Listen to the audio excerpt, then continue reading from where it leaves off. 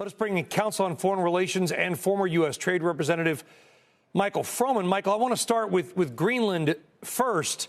A lot of talk about rare earths. The U.S. just ordering a couple months ago a bunch of icebreakers from Finland.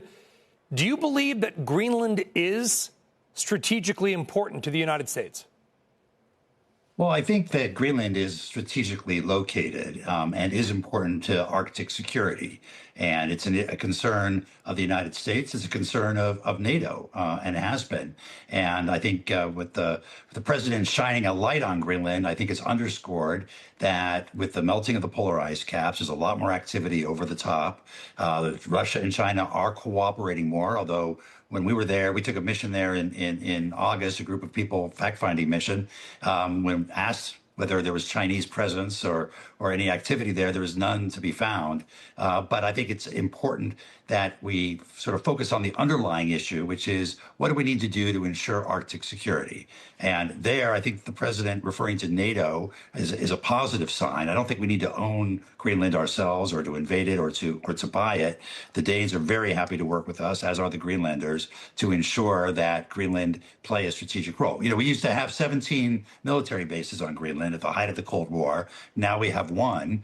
We have an agreement with Denmark about ramping up military presence there. It's already well in place. So there's a foundation on which we can build to address the legitimate underlying issues around Arctic security without questioning the sovereignty of Denmark or of the Greenlanders. Well, do you believe, and I'm asking you to speculate, I know, Michael, but do you believe that a lot of what we're seeing from the president, as is his nature, is part of that negotiation? Because you've got the Germans, they're sending some reconnaissance soldiers to Denmark. Denmark and Greenland, both representatives there, because Greenland is an independent nation but relies on Denmark for its economy, healthcare, and education. That part of all of this is that delicate dance to just get more cooperation.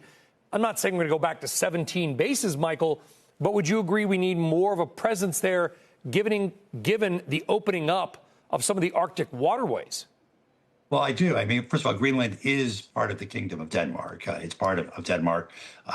And to your point, I think there is opportunity to ramp up a military presence in Greenland, whether it's U.S. or NATO. The Greenlanders are very open. All we have to do is ask. And they've made clear they want U.S. cooperation. They want NATO cooperation. And the NATO's got some ideas about an Arctic sentry force that could be put in Greenland to make sure that Russia and China don't take advantage of the melting polar ice caps at the expense of Arctic security for the West.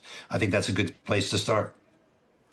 Yeah. Now, going back quickly to Iran, Michael, obviously a larger issue in the short term. We don't get a lot of really good information. We have some social media videos. It's a closed nation. They've been cutting off the internet. Starlink, Elon Musk, trying to kind of open that back up.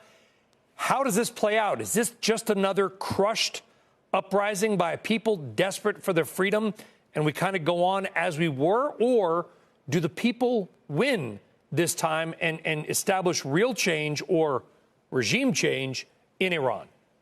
Great question. Frankly, too uncertain to have a real answer to it. I mean, certainly Iran is in a weakened position, a weaker position they've ever been in. Their proxies have been decimated.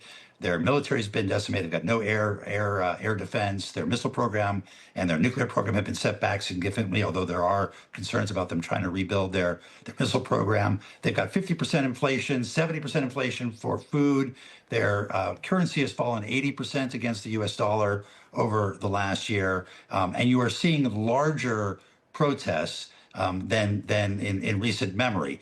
Now, this is a regime that has been very effective in the past of using force and putting down protests, and whether or not they will succeed this time, it remains to be seen. And so, but it's more widespread. It started with merchants in the bazaar in Tehran. Now it's spread to a lot of other cities, to ethnic minorities. It feels different this time, but I wouldn't underestimate the capacity of the regime to be brutal in its capacity to try and put down these kinds of protests. Yeah.